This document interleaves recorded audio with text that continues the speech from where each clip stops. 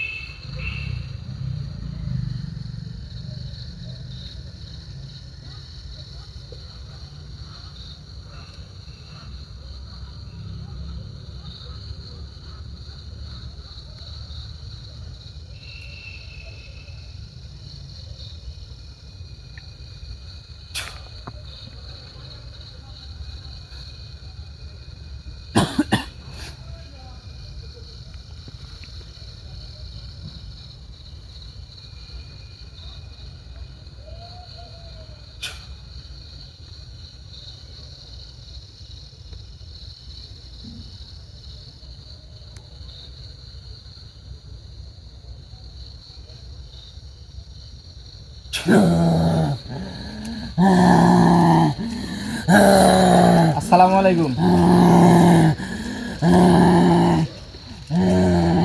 আপনি শান্ত হন। আপনাকে আমি আমার আসনে ডাকছি, আমার সাথে ভালোভাবে কথা বলেন। আমি শান্ত হব মানে? হ্যাঁ, আপনাকে আসনে ডাকছি, আপনি আমার সাথে কথা বলেন ভালো করে।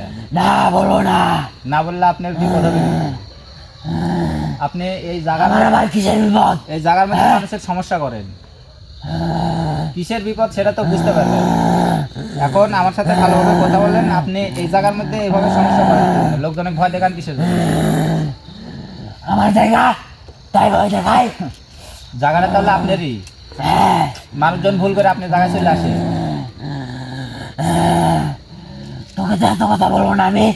আসলে আপনাদের জন্য কিন্তু থাকার আলাদা জায়গা আছে, আপনারা সেখানে থাকলেই পারেন। মানব জাতির ভিতরে থাকবেন আবার তারাই ক্ষতি করবেন। এই,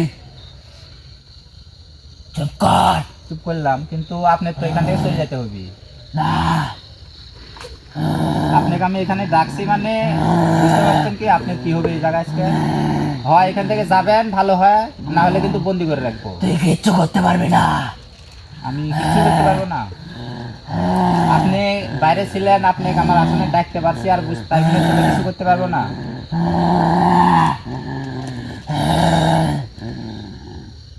আপনি এই জায়গা কিসের জন্য এই সমস্যাগুলো করেন? এই, একদম চুপচাপ বসে থাক। তাহলে আমি আপনাকে ডাকছি, এখন আপনি কথা মতোই আমার থাকতে হবে নাকি? হ্যাঁ, তুই আমার বাগানে আছিস এখনো, আমার কথা মতোই তোর চলতে হবে। ঠিক আছে, আপনার বাগানেই আছি, কিন্তু আপনি যে আমার কিছু করতে পারবেন না এটা বুঝতে পারছেন না? তোকে করতে পারবো, অনেক কিছু করতে পারবো। তোকে এখানে মেরে ফেলে দেবো।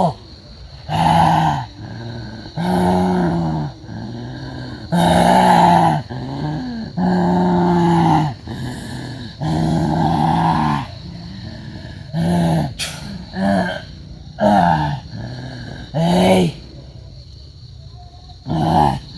তুই এগুলো কি করছিস? হ্যাঁ,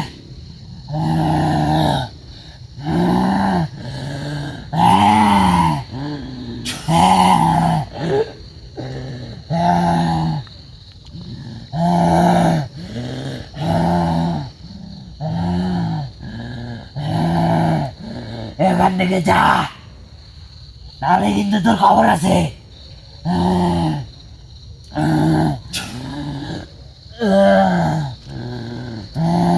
আপনাকে আমি যাবে কি তুই? আমি তো যাবো না, আপনি যাবেন এখান থেকে। যাবে না মানে? এই, আপনাকে ভালো করে করছি, এখান থেকে ভালো হয় চলে যান, আপনার ভালো হবে। এই বাগান আমার, আমার বাগানে আমি যা খুশি তাই করি। তোর কি?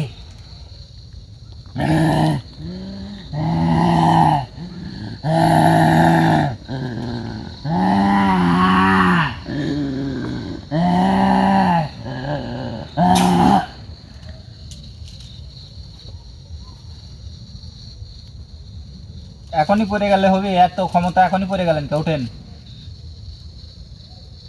উঠে বসেন, আমার সাথে কথা বলেন ভালো করে।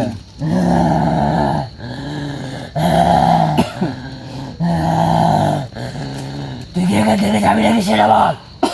হ্যাঁ, যাবে কি না? আপনার কি মনে হচ্ছে আমি এখান থেকে এমনি এমনি যাওয়ার নাকি জন্য আমি আসছি? এখান থেকে চলে যাবো? আমি এখান থেকে এমনি এমনি যাওয়ার জন্য আসছি? নাকি আমি এখান থেকে চলে যাবো? আপনি পারলে যান, বাইর হন দেখি। বাইর হন দেখি কেমন পারেন।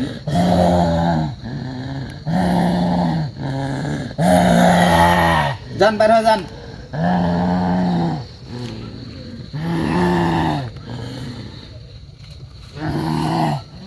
আমি তো এখান থেকে যাবোই, তোকে এখানে ক্ষতি করে তারপরেই যাবো।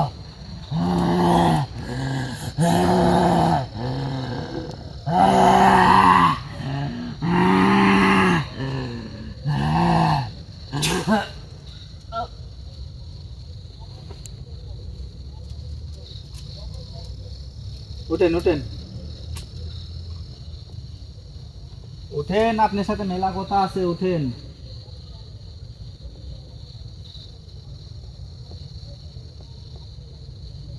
উঠেন না কে?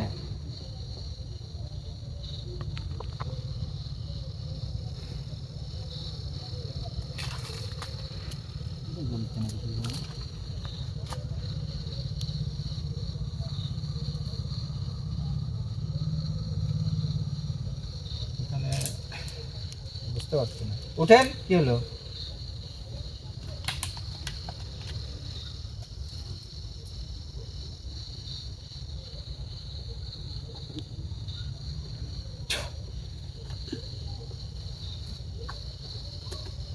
কি হলো? কি ব্যাপার গুরু? ব্যাপারটা বুঝলাম না তো। আমার আসন থেকে আমার অনুমতি ছাড়া চলে গেল, মানে কোনো থেকে কোনো সমস্যা হবে নাকি? আমার জানা মতে তো সমস্যা হওয়ার কথা না। চলে গেছে? হ্যাঁ, আমার সাথে কথা বলতে বলতে যে চলে গেল। খুবই শক্তিশালী নাকি কি জন্য, কি ভেবে গুরু? এভাবে তো আসন থেকে আসন যত শক্তিশালী হোক, আসনে ডাকছি মানে আমার অনুমতি ছাড়া যেতে পারবে না, যদি আসনের এই দাগটা কোনো জায়গায় কাটা না থাকে। তবে এই প্রথম গুরু যে আসন থেকে হাজির করার পরে চলে গেল, কিন্তু কোনো আমার মনে হয় কোনো প্রবলেম আছে, কোনো সমস্যা তো অবশ্যই আছে। এই যে সমস্যা, কোন জায়গায়? এই যে এই যে এই জায়গাটা দাগটা বুঝা। এই কারণে চলে গেছে গুরু। আমার দাগ আরেকটা কাটা ছিল। আরেকটা সমস্যা কি গুরু, এই আগুনটা প্রথমে একটা শুরুতেই নিভে গেছে আমার মনে হয়। ধূপসি দাও জ্বলছে না যে কোনো কারণবশত এই জায়গায়।